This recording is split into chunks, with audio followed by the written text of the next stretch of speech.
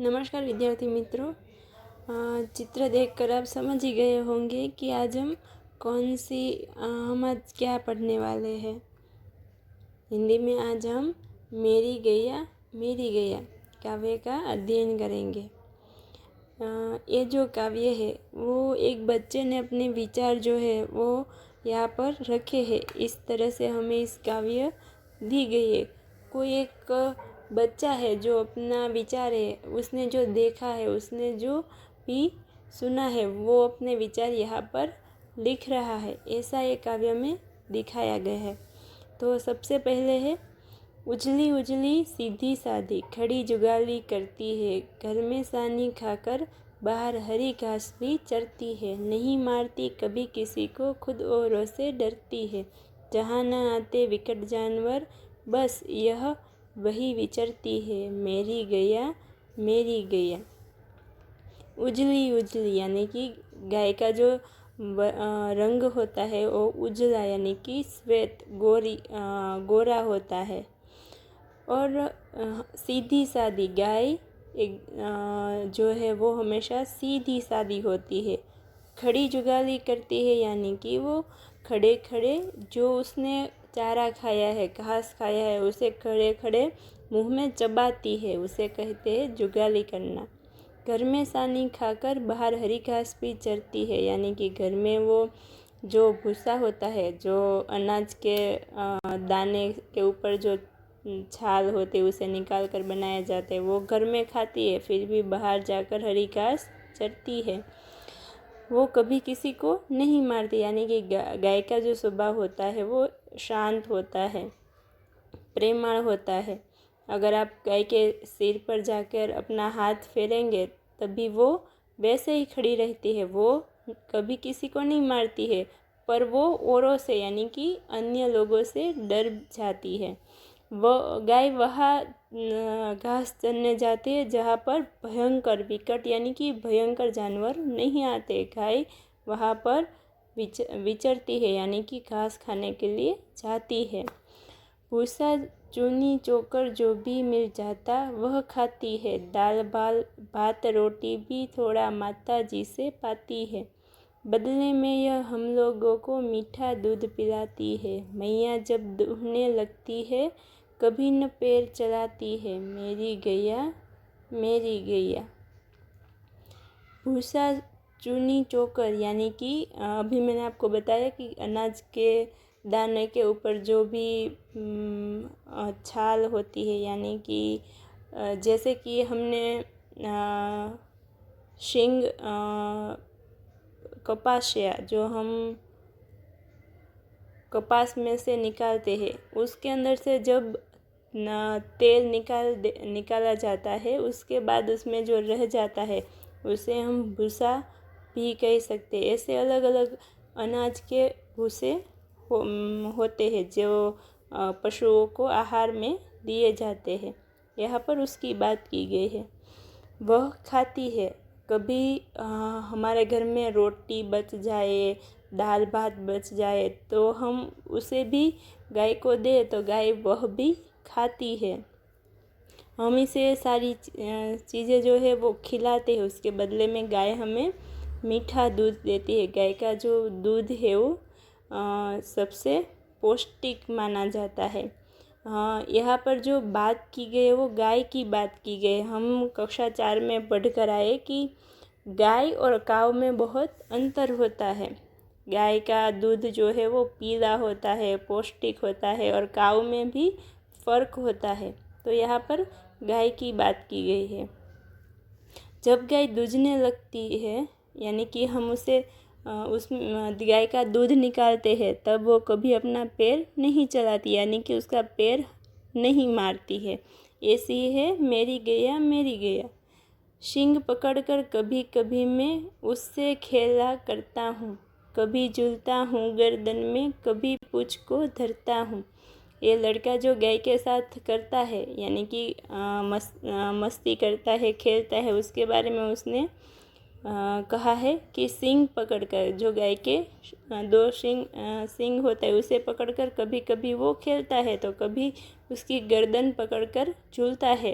और कभी पूंछ पकड़ कर भी खेलता है। भूख लगी होती है तो उसका थन मुंह में भरता हूँ।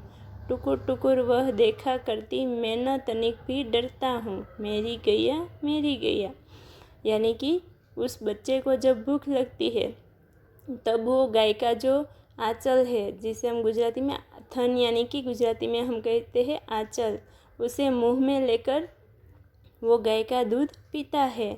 वो सब लोगों को टुकुर टुकुर देखती रहती है। वो मुझे भी देखती है, वो लड़का ऐसा कहता है, पर मैं उससे ज़रा भी नहीं डरता हूँ।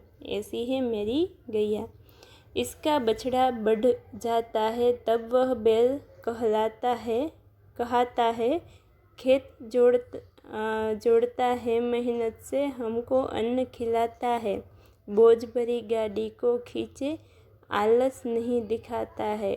इतना सुख पहुँचाने वाली प्यारी गैया माता है, मेरी गैया मेरी गैया।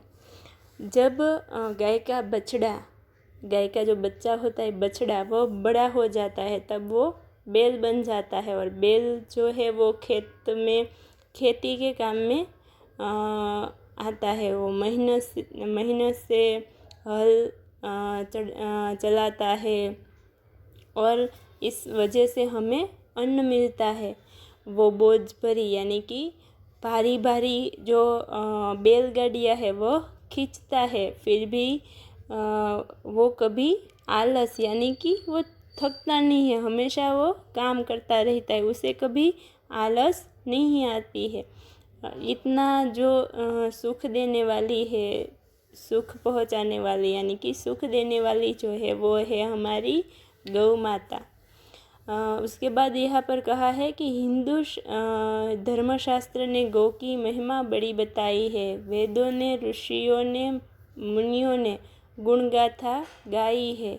गौ में सभी देवता बसते हैं, गौ सब जग की माई है। मेरी गैया के गोबर में लक्ष्मी सुख से रहती आई है।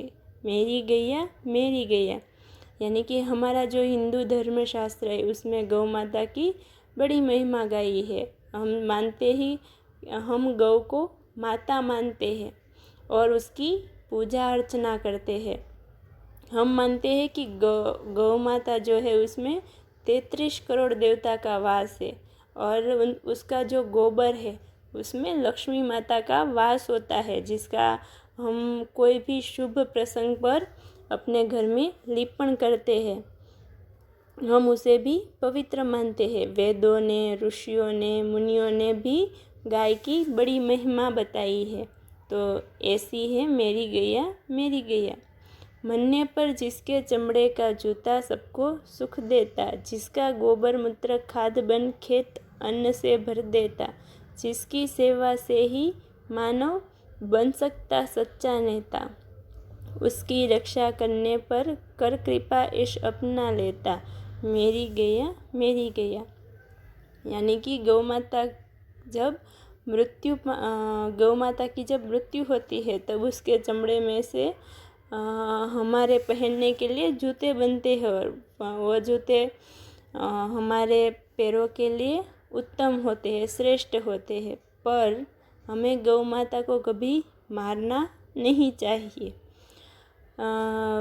गौ माता का जो गोबर मूत्र है वो जब हम खेत में डालते हैं तो हम अच्छी खेती कर सकते हैं और उसमें से अच्छा अन्न पका सकते हैं।